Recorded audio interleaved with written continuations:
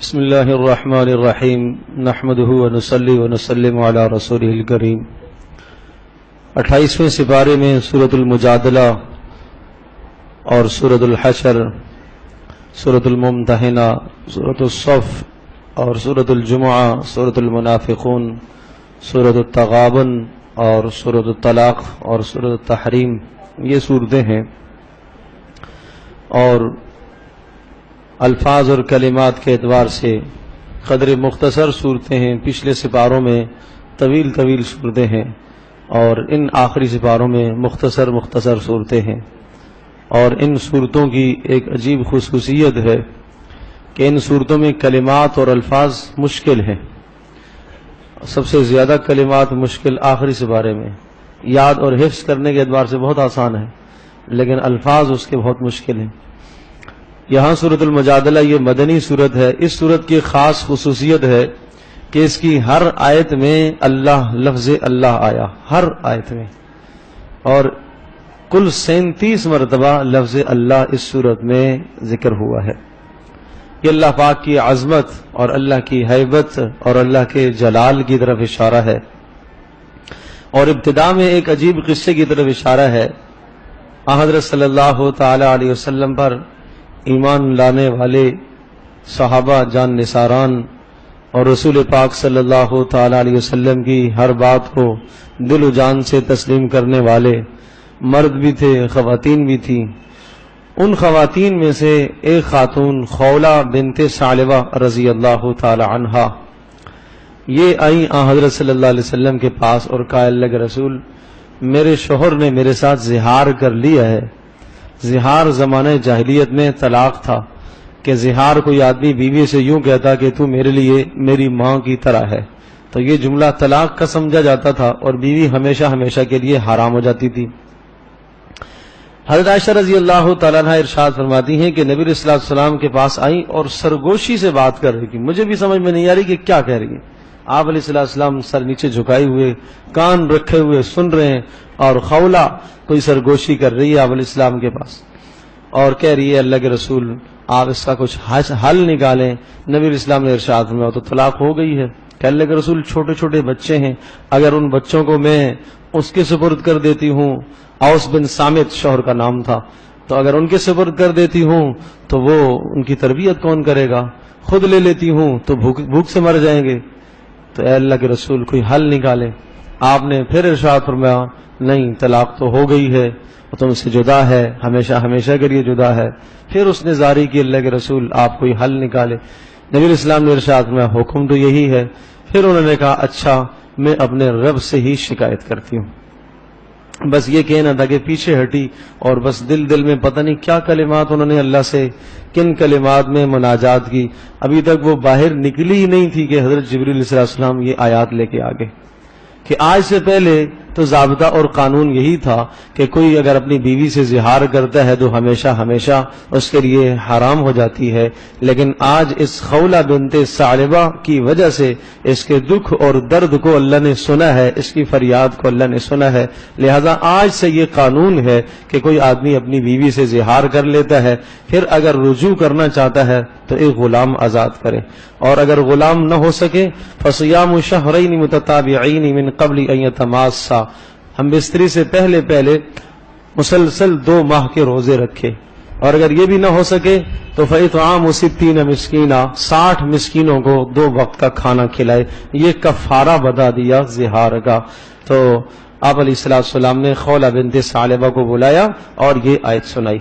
تو کلمات دیکھیں اللہ نے کن کلمات سے حضرت خولہ رضی اللہ تعالی عنہ کی بات کو ذکر فرمایا، قد سمع اللہ قول التی تجادلک فی زوجہا، یقیناً سن لی اللہ نے اس عورت کی بات جو اے نبی آپ سے اپنے شوہر کے بارے میں جھگڑ رہی تھی، اور وتشتکی الی اللہ، اور اللہ سے شکایت کر رہی تھی۔ واللہ یسمع تحاورکما، اللہ پاک تم دونوں کی سرگوشیوں کو سن رہا تھا۔ ان اللہ سمیع بصیر، بے شک اللہ پاک سننے والا، دیکھنے والا ہے، اللہ قدردان ہے۔ پھر صحابہ بڑی عظمت کی نگاہ سے ان کو دیکھا کرتے، خولہ بنت ثعلبہ کو۔ حضرت عمر رضی اللہ تعالیٰ کی زمانے کی بات ہے، ایک بار حضرت عمر رضی اللہ تعالیٰ عنہ جا رہے تھے، آپ کے ساتھ اور بھی صحابہ تھے، ایک بڑھیا لاٹھی ٹیکتی آئی اور حضرت عمر رضی اللہ تعالیٰ کے راستے میں آ کے رکاوٹ بن گئی، حائل ہو گئی۔ عمر رک جاؤ، میری بات سنو۔ حضرت عمر رضی اللہ تعالیٰ سواری سے اتر گئے اور بالکل ادب سے کھڑے ہو گئے۔ صحابہ جو نہیں جانتے تھے انہیں کیا پتا کون ہے، کہ بڑھیا ہے کوئی، روک دیا اس نے حضرت عمر کو، امیر المومنین کو روک دیا، خلافت کا زمانہ ہے، جا رہے ہیں سفر پر، اس نے روک دیا۔ وہ سرجگوشی کر رہی، عمر وہ وقت یاد ہے تو چھوٹا سا ہوتا تھا اور تجھے لوگ محبت سے عمیر کہتے تھے، چھوٹا عمر، عمیر کا معنی چھوٹا عمر، وہ وقت یاد ہے۔ پھر ایک وقت وہ آیا کہ تو اپنے باپ خطاب کے اونٹ چرانے جاتا تھا اور اونٹ چرانے تجھے نہیں آتے تھے، صحیح چرا کے نہیں لاتا تھا، شام کو مار پڑتی تھی تجھے، باپ پٹائی کرتا تھا۔ اور ایک وقت یہ ہے کہ تو خلیفہ بن گیا ہے، دیکھو عدل سے کام کرنا، انصاف سے کام کرنا، عدل و انصاف ہونا چھوڑنا۔ یہ نصیحتیں کر رہی ہیں، حضرت عمر سن رہے۔ جب وہ نصیحتیں پوری کر لی، وہ جانے لگی تو جو ساتھ لوگ تھے انہوں نے پوچھا یہ کون ہے بڑھیا؟ کہا یہ خولہ بنت ثعلبہ ہے، یہ خولہ بنت ثعلبہ ہیں جن کے بارے میں قرآن اترا تھا، تو اگر یہ ساری رات مجھے یہاں کھڑا کر دیتی تو میں کھڑا رہتا، اس کی بات سنتا رہتا۔ عظمت کی نگاہ سے، احترام کی نگاہ سے ان کو دیکھتے تھے کہ ظاہر سی بات ہے کہ جن کی فضیلت پر اللہ پاک نے قرآن اتارا، جن کی شکایت اللہ پاک نے سنی آسمانوں پر، اور نہ صرف شکایت سنی، اللہ پاک نے شکایت کا ازالہ بھی فرمایا، تو اللہ تبارک و تعالیٰ اس طرح سے قدردان ہے۔ دوسرے رکوع میں پھر یہ مضمون ذکر فرمایا، أَلَمْ تَرَ إِلَى الَّذِينَ نُهُوا عَنِ النَّجْوَى ثُمَّ يَعُودُونَ لِمَا نُهُوا عَنْهُ وَيَتَنَاجَوْنَ بِالْإِثْمِ وَالْعُدْوَانِ۔ دیکھو باہمی تم سرگوشیاں نہ کرا کرو، باہمی جو سرگوشیاں کرتے ہو تو تمہیں تاکید ہے کہ اللہ اور اس کے رسول کی نافرمانی کی سرگوشی نہ کرو۔ ہاں آپس میں اصلاح کی، دو روٹھے ہوئے کے درمیان میں صلح کرانے کی اگر سرگوشی کرتے ہو، مل بیٹھ کے بات چیت کرتے ہو تو تمہیں اجازت ہے، گناہ کی سرگوشی نہ کرا کرو۔ اذا قیل لکم تفسحوا فی المجالس، مجلس کے آداب ذکر فرمائے، جب کسی مجلس میں تم بیٹھے ہوئے ہو تو آنے والوں کے لیے جگہ چھوڑا کرو، کھل کے بیٹھا کرو، اور جب تم سے کہا جائے کہ اب مجلس برخاست ہو گئی تو پھر اٹھ جایا کرو، اور جب تم مجلس میں گنجائش پیدا کرو گے یفسح اللہ لکم، اللہ پاک تمہارے دلوں کو کشادہ کرے گا۔ اور والذین اوتوا العلم یرفع اللہ الذین آمنوا منکم والذین اوتوا العلم درجات، اہل علم کے درجے اللہ پاک نے بلند کیے ہیں، تو لہذا مجلس کے اندر اہل علم جو لوگ ہیں ان کو ترجیح دیا کرو۔ چنانچہ نبی صلی اللہ علیہ وسلم کے زمانے میں بھی ایسا تھا، اہل علم کو، اہل تقوی کو ترجیح دی جاتی تھی۔ اور اسی طرح سے ایک وقت ایسا بھی آیا، نبی صلی اللہ علیہ وسلم کے سامنے حضرت بلال بیٹھے ہوئے ہیں، اور بھی لوگ بیٹھے ہوئے ہیں، اور غرباء اور فقراء صحابہ بیٹھے ہوئے ہیں، اور مکہ کے جو فتح مکہ کے موقع پر جو مسلمان ہوئے، حالانکہ وہ سرداران میں تھے، وہ بھی آئے، وہ پیچھے ان کو جگہ ملی، پیچھے بلال نبی علیہ السلام کے ساتھ بیٹھے ہوئے، تو کہنے لگے بھائی ہم نے تو خود ہی دیر کر دی ہے، ہم نے خود ہی دیر کر دی۔ کوئی گلہ نہیں کیا انہوں نے، بس خود کہا کہ بس یہ تو ہمارا اپنا قصور ہے، ہم نے خود ہی دیر کر دی ہے، ہم نے خود ہی دیر کر دی۔ اسلام لانے میں حزام بن حکیم سرداروں میں سے تھے، وہ کہا کرتے تھے بھائی ہم نے تو خود ہی دیر کر دی ہے، کسی کا کوئی قصور نہیں ہے۔ مکہ کے فتح ہونے پر یہ مسلمان ہوئے تھے، سرداروں میں ان کا بھی شمار تھا۔ تو اپنے ایک عجیب ان کا قصہ آتا ہے، ایک بار ایک جو ہے غزوے میں آپ علیہ الصلوۃ والسلام کے پاس آئے، کچھ سوال کیا، آپ نے دے دیا، پھر مانگا، پھر دے دیا مال غنیمت میں سے۔ پھر آپ علیہ الصلوۃ والسلام نے یہ جملہ ارشاد فرمایا کہ حزام، استغناء نفس کے ساتھ جو چیز لی جاتی ہے اس میں برکت ہوتی ہے، استغناء نفس کے ساتھ جو چیز لی جاتی ہے اس میں برکت۔ زندگی بھر پھر کسی سے نہیں مانگا، زندگی بھر نہیں مانگا، اللہ کے نبی نے مجھے یہ جملہ ارشاد، زندگی بھر کچھ کسی سے کچھ پھر نہیں لیا۔ تو بہرحال یہ خود کہا کرتے تھے کہ یہ تو ہم نے خود ہی دیر کی ہے، کسی کا کیا قصور ہے۔ اس کے بعد الم تر الی الذین تولوا قوما غضب اللہ علیہم، وہ لوگ جو ایسوں سے دوستیاں لگاتے ہیں جن پر اللہ کا غضب اور غصہ اترا ہے، یہودیوں سے، نصرانیوں سے، کافروں سے. ما هم منکم ولا منہم، اے ایمان والو وہ نہ تمہارے ہیں نہ تم ان کے ہو. ویحلفون علی الکذب، جھوٹی قسمیں کھاتے ہیں اور قسمیں کھا کر تمہارے ساتھ ہمدردی کا اظہار کرتے ہیں، وہ تمہارے ہمدرد نہیں ہیں. تو ایسے لوگ دوستیاں لگانے والے بھی استحوذ علیہم الشیطان فانساہم ذکر اللہ، شیطان ان پر مسلط ہو جاتا ہے اور شیطان ان کو اللہ کی یاد بلا دیتا ہے. ان الذین یحادون اللہ ورسولہ، جو اللہ اور اس کے رسول کے ساتھ دشمنی کرتے ہیں ایمان والوں کے ساتھ، وہ اولئک فی الاذلین، وہ ذلیل اور رسوا ہو کر رہیں گے. کتب اللہ لاغلبن انا ورسلی، اللہ نے یہ بات لازم کر دی ہے، اللہ کہہ رہا میں خود اور میرے رسول اور میرے ماننے والے بالآخر غالب آئیں گے. ان اللہ قوی عزیز، اللہ قوت والا غلبے والا. لا تجد قوما یؤمنون باللہ والیوم الآخر، کیا ہی ایمان تھے صحابہ کے، قربان جائیں ان لوگوں پر، سبحان اللہ. غزوہ بدر میں ابو عبیدہ بن جراح رضی اللہ تعالی عنہ میدان میں ہیں، نبی صلی اللہ علیہ وسلم کے جان نثار، آپ علیہ السلام کے دائیں بائیں آگے پیچھے ہر طرف سے لڑ رہے ہیں. سامنے باپ آ گیا، کافروں کی طرف سے لڑ رہا تھا بدر میں، آ گیا سامنے، تلوار نکالی، اس کی گردن اڑا دی. اللہ اور اس کے رسول کا دشمن ہے، وہ ہمارا نہیں ہے. لوگوں نے کہنا شروع کر دیا ابو عبیدہ نے باپ کو مار دیا، ابو عبیدہ نے باپ کو مار دیا. اس پر اللہ نے یہ آیت اتاری، لا تجد قوما یؤمنون باللہ والیوم الآخر، آپ نہیں پائیں گے ایسے لوگوں کو جو اللہ اور یوم آخرت پر ایمان رکھتے ہیں. ان لوگوں کا یہ مزاج نہیں ہے کیا، یوادون من حاد اللہ ورسولہ، کہ جو اللہ اور اس کے رسول کا دشمن ہو اس سے یہ دوستی رکھے، یہ ان کا مزاج نہیں ہے. ولو کانوا آباءہم، چاہے ان کے باپ ہوں، او ابناءہم یا بیٹے ہوں، او اخوانہم یا بھائی ہوں، او عشیرتہم یا ان کا قبیلہ ہو، وہ دو نہیں دوستیاں لگاتے. ان کے نزدیک اللہ اور اس کے رسول سب سے مقدم ہے. اولئک کتب فی قلوبہم الایمان، اللہ نے ان لوگوں کے دلوں میں ایمان لکھ دیا ہے، نقش کر دیا ہے. وَأَيَّدَهُمْ بِرُوحٍ مِّنْ، ہر موقع پر اللہ پاک نے جبریل سے ان کی مدد کی ہے، اور اللہ پاک ان کو جنتوں میں داخل کرے گا، ہمیشہ ہمیشہ رہیں گے. یہ اللہ سے راضی ہو گئے اور اللہ پاک ان سے راضی ہو گیا. اولئک حزب اللہ، یہ اللہ کی جماعت ہے، اللہ کی جماعت. اللہ کو کیا ضرورت ہے جماعت کی، جماعت بنانے کی، یہ اللہ کی جماعت ہے. الا ان حزب اللہ هم المفلحون، سنو اللہ کی جماعت ہی غالب رہتی ہے، وہی غالب رہتی ہے. ابو بکر صدیق رضی اللہ تعالیٰ عنہ کے بیٹے عبد الرحمن بن ابی بکر، یہ بھی مسلمان اس وقت نہیں ہوئے تھے بدر میں، بعد میں مسلمان ہو گئے تھے، یہ بھی آگے. جب مسلمان ہو گئے تو پھر حضرت ابو بکر صدیق سے کہنے لگے، ابا جان بدر میں آپ میری تلوار کی زد میں آئے تھے لیکن میں نے باپ سمجھ کے چھوڑ دیا. تو ارشاد فرمایا، بیٹا اللہ کی قسم کھا کے کہتا ہوں اگر تو میری تلوار کی زد میں آتا تجھے اللہ اور اس کے رسول کا دشمن سمجھ کر قتل کر دیتا. یہ ایمان تھے بھائی، یہ ایمان تھے. یہ احساسات اپنے اندر ہم پیدا کریں، یہ ایمانی کیفیات بنائیں، یہ ایمانی جذبات بنائیں. آج ہم اولادوں کی خواہشات پر اللہ کے حکموں کو قربان کر دیتے ہیں، بیوی کی خواہش پر اللہ کے حکموں کو قربان کر، وہاں باپ قربان ہو رہا ہے اللہ کے حکم کے سامنے، ماں کو قربان کر دیتے، اولادوں کو قربان کر دیتے. وہاں تو مزاج یہ تھا. تو اس ایمان کی فکر کرے. سبح للہ ما فی السماوات و ما فی الارض، سورۃ الحشر یہ بھی مدنی سورت ہے. اس میں مدینہ منورہ کے اندر جو منافق لوگ رہتے تھے ان کو نکالنے کا حکم دیا گیا اور ان کو مہلت دی گئی ہے کہ کچھ ٹائم ہے آپ کے پاس، یہاں سے نکل جاؤ.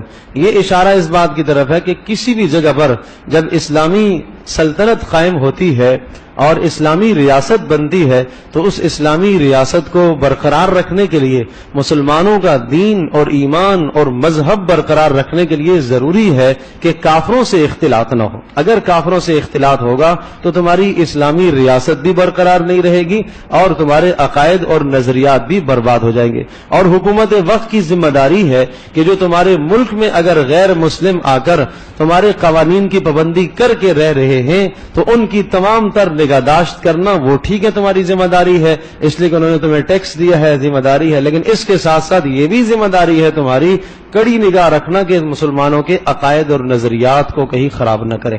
لہذا غیر مسلم اقوام اسلامی ممالک کے اندر جب رہے، ان کے چند افراد رہے، پہلی شرط یہ کہ وہ ذمہ بن کر رہیں گے، ٹیکس دیں گے، ذلیل ہو کر رہیں گے، ان کو عزت نہیں دی جائے گی.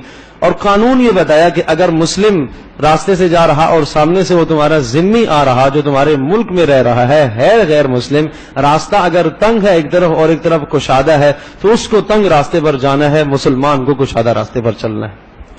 ہاں یہ قانون ہے، تم ان کے جانوں کی حفاظت کرو، ان کے مالوں کی حفاظت کرو، ان کی عزتوں کی حفاظت کرو، اس لیے کہ وہ تمہارے قوانین کی پابندی کر رہے ہیں، لیکن ان کو مذہبی پرچار کرنے کی اجازت نہیں ہے. وہ اپنے عبادت خانے کے اندر جو چاہیں عبادت کریں، اندر کر سکتے ہیں، وہ مذہبی شعار اور مذہبی علامت باہر نہیں ظاہر کر سکتے.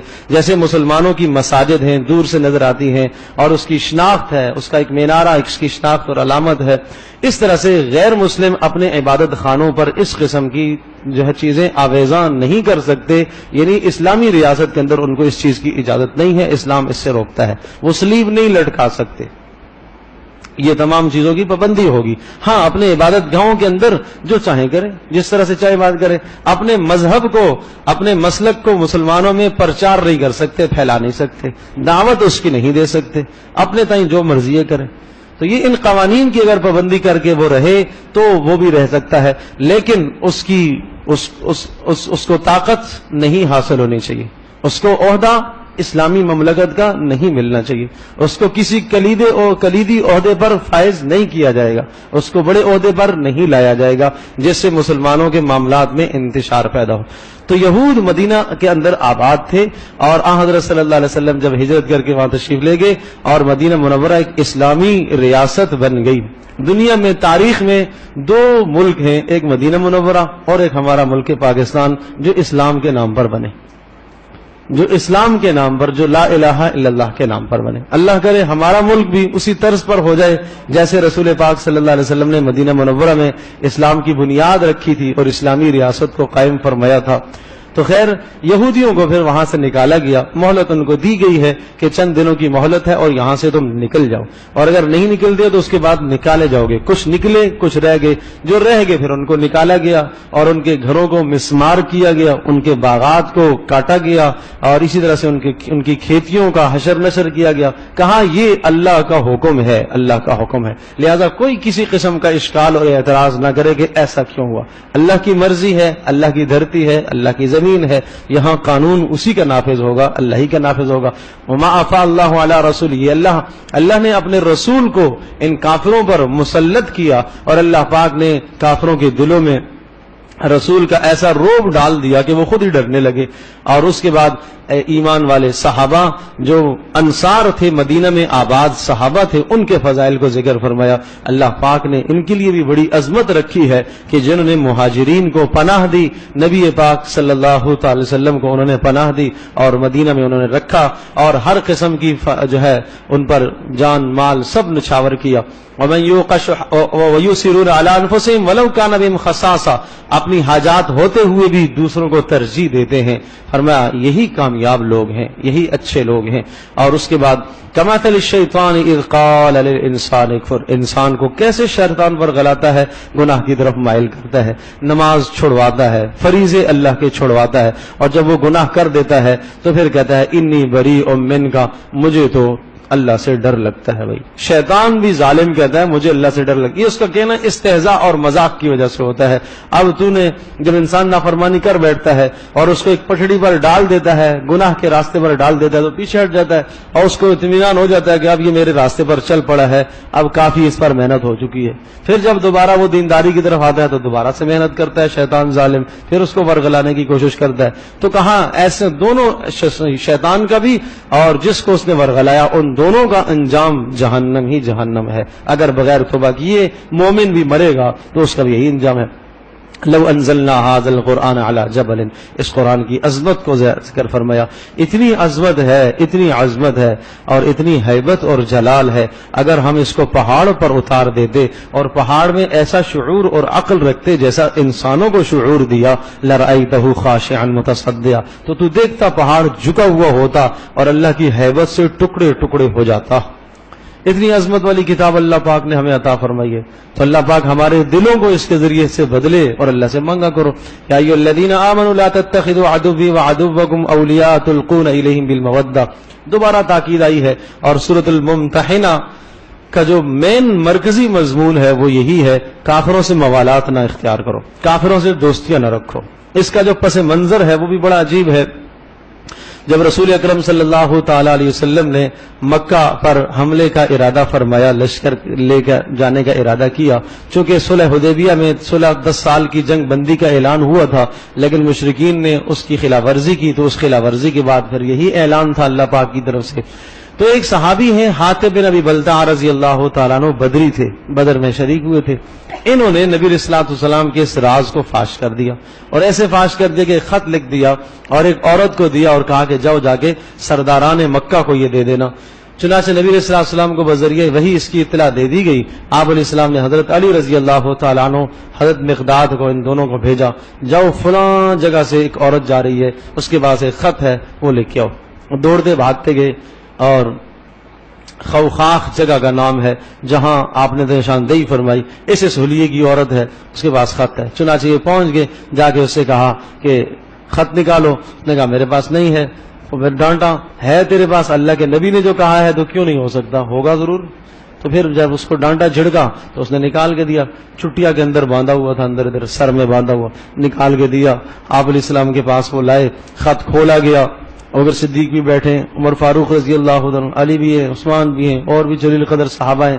اس خط کا مضمون یہ تھا کہ حاتب بن ابی بلتع کی جانب سے قریش مکہ کے نام، اور اے مکہ والو، رسول اکرم صلی اللہ علیہ وسلم ایک لشکر جرار لے کر مکہ میں آنے والے ہیں، اور اگر وہ اکیلے بھی آ جائیں تو وہ تمہارے لیے کافی ہے، والسلام۔ بس اتنی بات لکھی ہوئی تھی۔ آپ علیہ السلام نے حاتب کو بلایا، یہ کیا کیا؟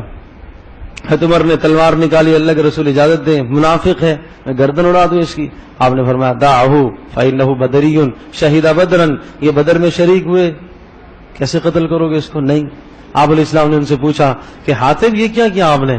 کہ اللہ کے رسول سچی بات یہ ہے، سچ بات یہ ہے کہ میں نہ منافق ہوں، نہ میرے دل میں آپ کی نفرت ہے، اور نہ کافروں سے مجھے کوئی لگاؤ اور محبت ہے، بس صرف ایک غرض تھی، میرے بیوی بچے وہاں ہیں، اور باقی جتنے بھی لوگ یہاں ہجرت کر کے آئے ہیں سب کے وہاں رشتہ دار ہیں، میرا وہاں کوئی نہیں ہے، اور چھوٹے چھوٹے بچے ہیں، اور مجھے یہ خطرہ لاحق ہوا کہ اگر جنگ ہو گئی، آپ حملہ فرمائیں گے، جنگ ہوگی، جنگ کے نتیجے میں کہیں ایسا نہ ہو کہ مشرکین میرے بچوں کو قتل کر دیں، سزا دے دیں ان کو، یرغمال بنا لیں وہ، تو بس میں نے چاہا کہ ان پر کوئی احسان کر لوں تاکہ میرے بچوں کی حفاظت ہو سکے، اس کے سوا کوئی اور غرض نہیں ہے۔ نبی علیہ الصلوۃ والسلام نے ان کی معذرت کو قبول فرما لیا، کہا چلو ٹھیک ہے۔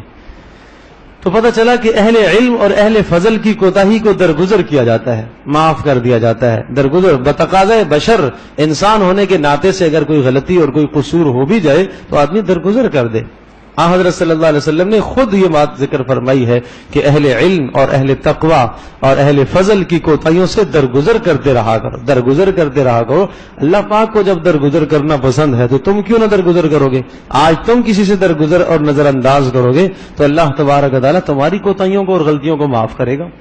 تو اس لیے اس پر یہ آیت نازل ہوئی کہ اے ایمان والو لا تتخذوا عدوی وعدوکم اولیاء تلقون الیہم بالمودہ، آپ دوستیاں نہ لگاؤ کافروں سے، لا تتخذوا عدوی وعدوکم، میرے اور تمہارے دشمن، اور ان سے تم دوستیاں نہ لگاؤ، تعلق قائم نہ کرو، جنہوں نے اللہ کے رسول کو اور اے ایمان والو تمہیں نکالا مکہ سے اس بنیاد پر کہ تم اللہ پر ایمان لائے ہو، اس لیے انہوں نے تمہیں نکالا ہے، لہذا ایسا نہیں کرنا۔ دیکھو آج کے بعد جس نے ایسا کیا فقط ضل سواء السبیل، وہ راستے سے بھٹک گیا۔ یسقفوکم یکونوا لکم اعداء ویبسطوا الیکم ایدیہم، فرمایا اگر کوئی لڑائی کی نوبت آ جائے تو دیکھو وہ تمہارے دشمن ہی ہیں اور وہ تمہیں قتل کرنے کے درپے ہیں، وَأَلْسِنَتَهُمْ بِالسُّوءِ وَوَدُّوا لَوْ تَكْفُرُونَ، اور زبانوں سے ہمیشہ تمہاری برائی ہی کرتے ہیں، برائی کرتے ہیں، اور وہ چاہتے ہیں کہ تم کفر کرو۔ لَن تَنفَعَكُمْ أَرْحَامُكُمْ وَلَا أَوْلَادُكُمْ يَوْمَ الْقِيَامَةِ، رہی یہ بات کہ تم نے یہ اس لیے کیا کہ تاکہ میری اولادیں محفوظ ہو جائیں اور بچ جائیں، اور تم نے اللہ کے حکم کی نافرمانی کی، نبی کا راز تم نے فاش کیا ہے، یہ معاملہ تو سنو، لَن تَنفَعَكُمْ أَرْحَامُكُمْ، تمہاری قرابت داریاں اور تمہاری اولادیں قیامت میں کام نہیں آئیں گی۔ تمہیں تمہاری اولادیں اور قرابت داریاں قیامت میں قائم نہیں آئیں گی، اللہ فیصلہ کرے گا تمہارے درمیان میں۔ خیر ان کی غلطی تو درگزر کر دی گئی، لیکن ضابطہ اور فیصلہ یہ بتا دیا کہ آج کے بعد ایسا نہیں کرنا۔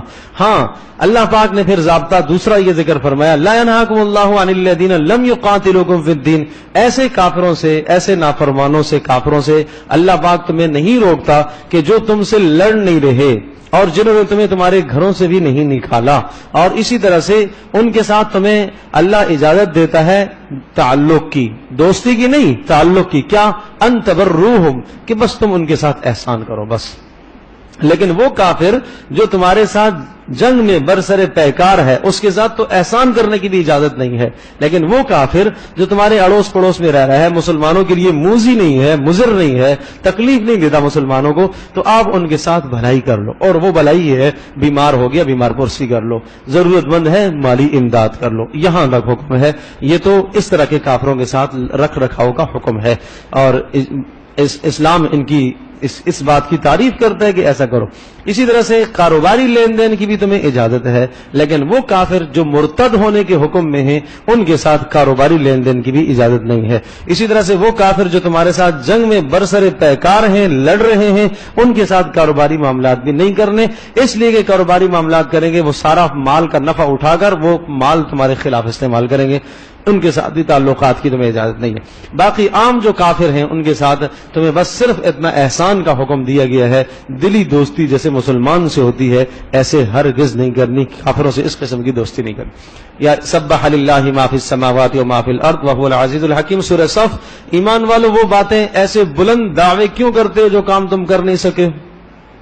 کبر مقتا عند اللہ ان تقولوا ما لا تفعلون، کچھ لوگ بیٹھے ہوئے تھے آپس میں تبصرہ کر رہے تھے اگر آئندہ کوئی جنگ ہوئی نا تو ہم ایسے لڑیں گے، ہم ایسا کریں گے، ہم ویسا کریں گے۔ اللہ پاک ان کے حالات کو جانتا ہے، تو کہا ایسے تم دعوے نہ کرا کرو، ہاں جب وقت آتا ہے اس وقت دیکھی جاتی ہے۔ لما تقولون ما لا تفعلون، ایسی باتیں تم کیوں کہتے ہو جو تم کر نہیں سکتے ہو؟ تو اس لیے انسان کو بلند دعوے نہیں کرنے چاہیے۔ اگر کوئی انسان آئندہ کا کوئی عزم اور ارادہ رکھتا بھی ہے، اپنے دعوے کا اظہار کرتا بھی ہے، تو اس کے ساتھ انشاءاللہ کہے اگر اللہ نے چاہا تو میں ایسا کروں گا، اس سے اللہ پاک کی مشیت اور اللہ کی مدد ساتھ شامل حال ہو جاتی ہے۔ یسبح للہ ما فی السماوات و ما فی الارض الملک القدوس، سورۃ الجمعہ ہے، اس کے مضامین دو ہیں، ایک تو اہمیت جمعہ اور دوسرا احساس ذمہ داری۔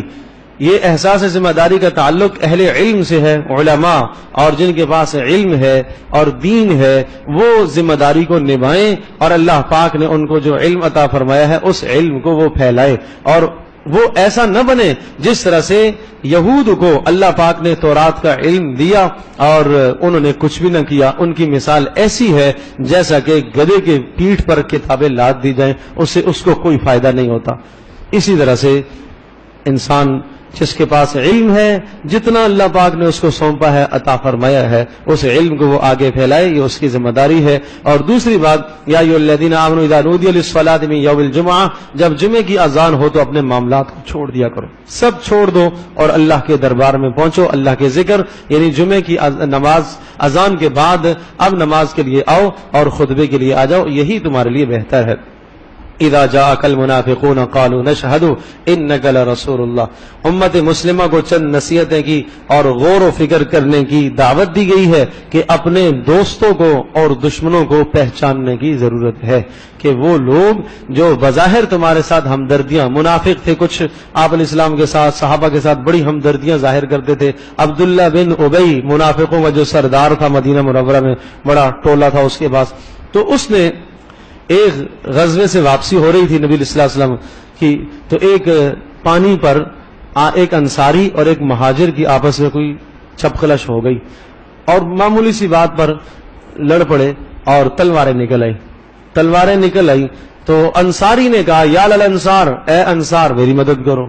مہاجر نے کہا یا للمہاجرین، اے ہجرت والو تم میری مدد کرو۔ نبی صلی اللہ علیہ وسلم نے یہ بات سنی تو کہا یہ کیا بدبودار نعرے لگا رہے ہو تم، یہ تعصب کی باتیں کیوں ذکر کر رہے ہو کہ میں تمہارے درمیان میں موجود ہوں اور تم اس قدر تعصب کی باتیں کر رہے ہو کہ انصاری انصاریوں کو بلا رہا اور مہاجر وہ مہاجروں کو بلا رہا ہے، یہ کیسی بات کرتے ہو تم؟ خیر اس میں پھر آپ علیہ السلام نے معاملے کو رفع دفع کر دیا، آپس میں صلح کرا دی۔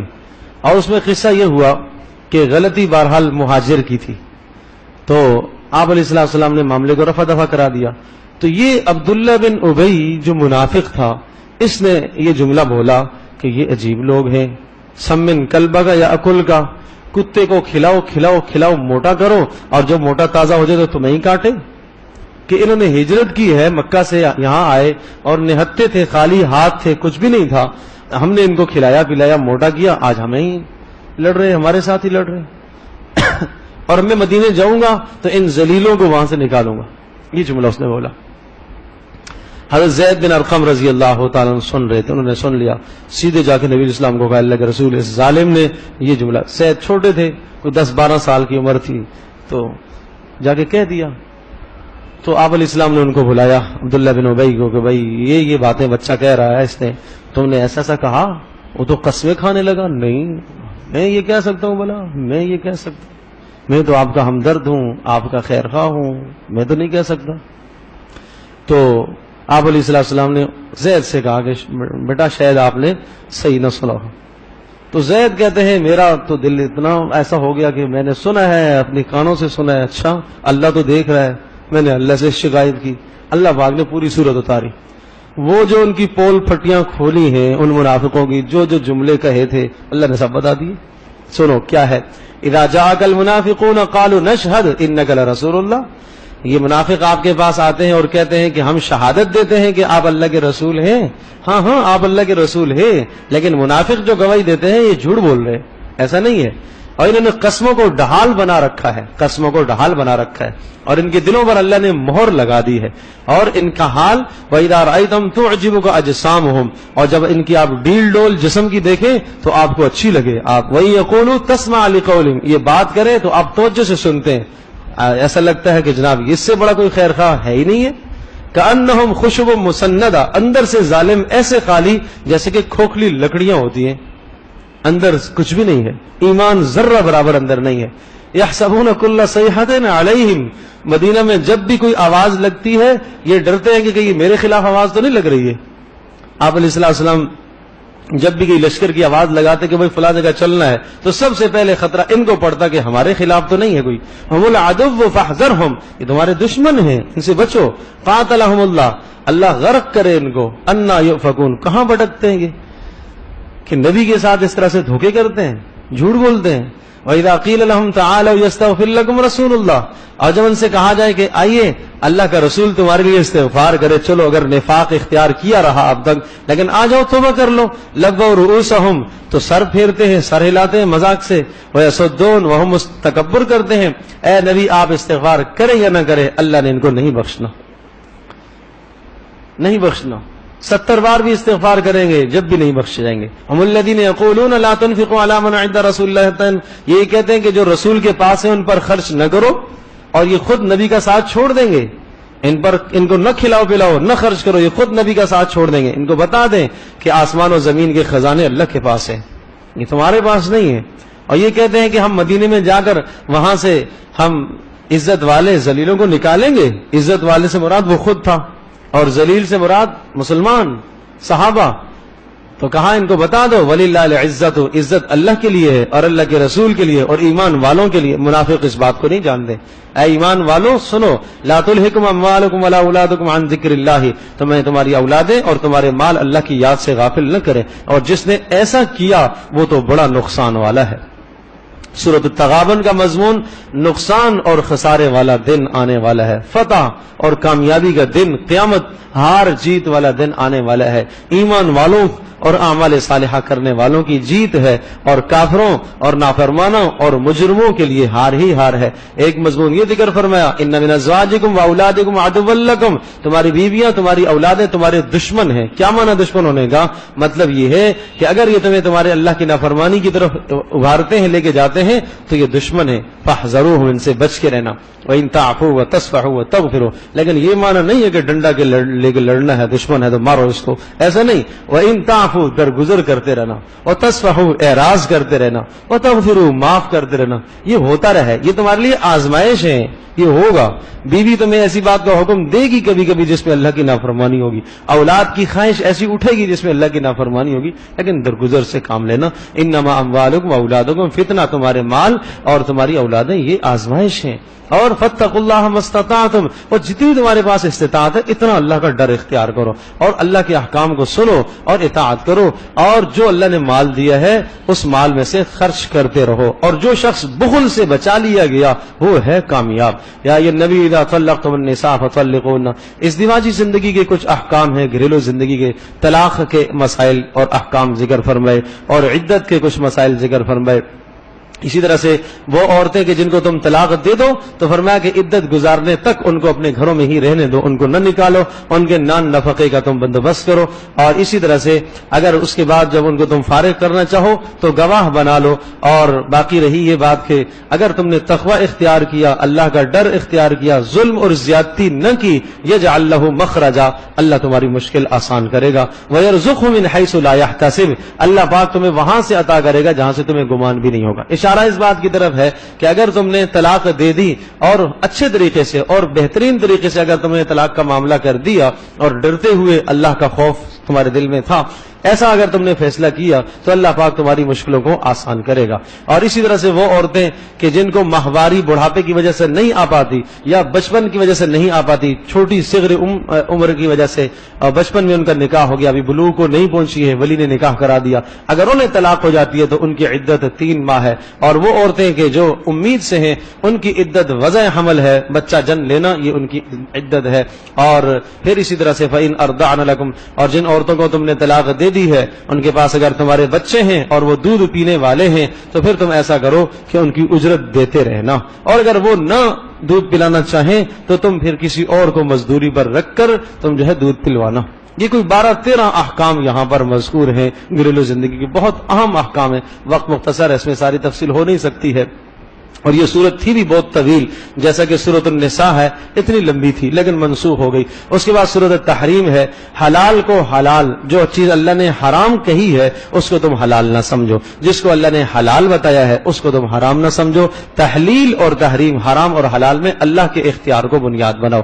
ایمان والو اللہ کی طرف رجوع کرو اور سچی توبہ کرو، جب تم ایسا کرو گے تو اللہ تبارک تعالیٰ تمہارے گناہوں کو معاف کرے گا اور اللہ پاک تمہارے لیے جنت کے فیصلے کرے گا۔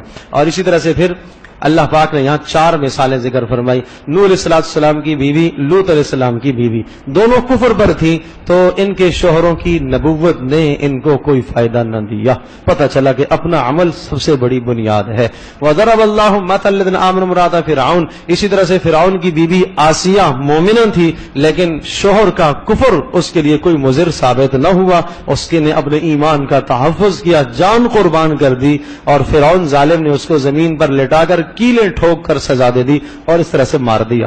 اور اس نے اللہ سے کہا یا اللہ مجھے محل میرے جنت میں جو میرا گھر بنایا ہے اللہ مجھے دکھا دے، اسی حال میں اللہ پاک نے اس کو گھر دکھایا۔ اور ایک اور عورت، وَمَرْيَمَ ابْنَتَ عِمْرَانَ الَّتِي أَحْسَنَتْ فَرْجَهَا، اور وہ مریم بنت عمران حضرت عیسیٰ کی والدہ کہ جنہوں نے اپنی عزت کا تحفظ کیا اور ان کی عبادت اور بندگی ایسی تھی وَكَانَتْ مِنَ الْقَانِتِينَ، جیسا کہ مردوں کی عبادت ہوتی ہے اس طرح کی ان کی عبادت تھی۔ اللہ تبارک و تعالی ہم سب کے لیے سمجھنا عمل کرنا آسان فرمائے۔